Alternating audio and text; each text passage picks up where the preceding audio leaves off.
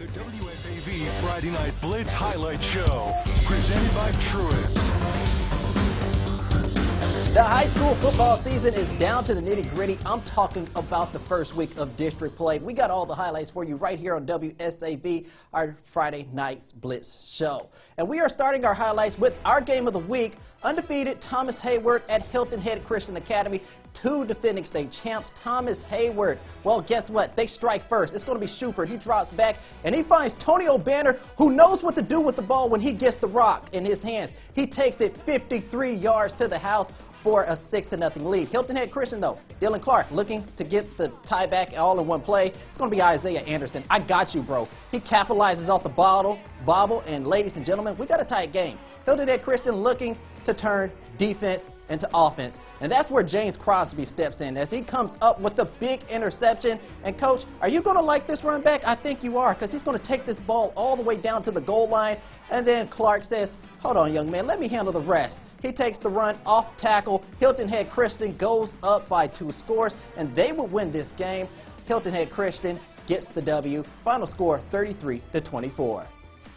And now I'm bringing in the man himself who knows all the small details because he called the play-by-play on our live broadcast. And I'm talking about sports director Andrew Goldstein. Andrew, take it away, my friend. You know what? They turned the lights out on me, if you can believe that. That happened literally 10 seconds. Oh, now it's back. Now it's back. Hallelujah. We have light. And you know what? Thomas Hayworth Academy was fighting through the darkness themselves because they had, at one point in this game, roughly 16 players available. They had 5 guys injured from a 21-man roster. There was a moment in the third quarter when I thought they might need to go to a running clock because I didn't know how Thomas Hayworth Academy was going to be able to field a team to come that close to beating Hilton Head Christian, a reigning state champion, on their home field. Look, Hilton Head Christian got the victory, 5 wins in a row, incredibly impressive stuff, but you have to give so much credit to what Thomas Hayworth was able to do with barely a football team after sustaining so many injuries. That's all the analysis I got for this one. I'm going to rejoin you later in the show. For now, Andrew Goldstein reporting in Bluffton. All right, thank you a lot, Andrew, and make sure you stay where a place they got light. Anyways, good work tonight, and we would like to thank Andrew as we get to more games, and we're going to work our way through them through the night. I'm getting some help from our very own Chase Justice, who was in the Lowcountry tonight as well. Chase, what is the latest that you have? I mean, Colleton County and Hilton Head Christian, right? Yeah, it was a great game, Corey, but before we get into the highlights, I want to say, how is it already week 8, my man? Where has the time gone? Flies. It flies. Well, it's homecoming week up at the Nest, and that's where we find the Seahawks of Hilton Head Island playing host to the Cougars of Colleton County. First quarter, 1st and 10 for the Cougs. Colleton County looking to get things started early. Dorian Stevens comes up with a nice 45-yard run here, getting awfully close to the old cameraman out there, though. Better watch yourself, Mr. Stevens. Coach B.J. Payne's going to look at this one. He wants a little bit more out of his defense. That drive would end with a turnover on downs, and now it's time to see what the Island has in store. Sophomore running back Troy Timko grabs the counter, sees green grass, and runs straight to it. Gain of 55 yards on the play, again getting a little close to the cameraman. That sets up Timko again, who pounds in the 1-yard score. The Seahawks take a 7-0 lead and would hold on to the lead. Final score, Hilton Head 19, Colleton County 0. Moving now to the Bluffton Bobcats, taking on the Lucy Beckham Bengals, another homecoming night for the Bobcats. Fans were having fun. We'll get things started late in the second quarter, Bluffton up 8-3. And I have a PSA real quick. If anyone has any contact with the administration of Lucy Beckham High School, please tell them to post their team's roster on Max Preps, because boy, their players were flying around and I can't even find nobody to give credit to. Big 60-yard run by the running back. That would eventually lead to a field goal. Bluffton still up 8-6. Working the spread option. Their running back laying the lumber right there. Junior Ethan Golfin. But the theme of this game would be field goals, and more field goals. Following a turnover on down by the Bobcats, one last chance for the Bengals to get a score other than a field goal. Big pitch and catch to number 2. He was everywhere tonight.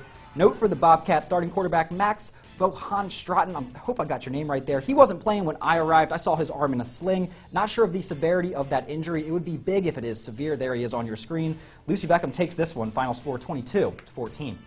And thank you a lot, Chase, for getting around in the Lowcountry as we get ready to wrap those games up and we move into the Peach State. Let's talk a little bit about what stood out. I mean, Chase, what do you see tonight? You know what, Corey? I think our Blitz game of the week, Thomas Hayworth versus Hilton Head Christian, two of the blue chip skis up programs that we have in the Lowcountry. That was probably the best thing that we saw tonight, a big test for both schools. Two schools that usually don't have to run into a lot of competition in the regular season until it's playoff time, unless they're playing one another like we saw tonight. And I think we learned a lot about both teams, specifically Hilton Head Christian, who's going to look to go back to back to back, maybe a potential back. Yeah. State champions. How many backs do you have? Oh, 3, 4, 5. Only been here for 2 years, but I know they have at least 3 straight. Hey, we'll take all the backs that we can get. Thanks a lot, Chase. And now it's time to move along to our teams in 912 and beyond. And we are now moving onto the Hill. That's where we can find Richmond Hill and Camden County facing off in a 7A regional matchup. It's a battle of the Wildcats. First quarter, it's going to be Camden County. Well, they take the rock, and Jordan James, he's going to bust up the middle. 40 yards later, he's going to finally be brought down, but this drive would end over on the turnover on downs. Very next possession, how about a little flea flicker? Ty Goldrick to Nick Bliss, who's 45 yards deep. That would set up a quick route for Goldrick to Rayvon Grant. Richmond Hill is going to take a 7-0 lead. And then, well, check out this next possession.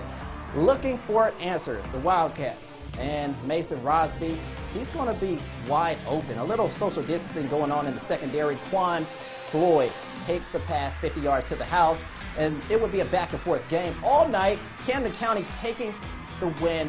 Final score, 21-14. And thanks for joining me for the first half of the show, Chase. We got the second half to get to. We got more highlights. We got more analysis on your way, but you might catch your school on the next side of this break. So just don't touch that remote. Stay right here with us.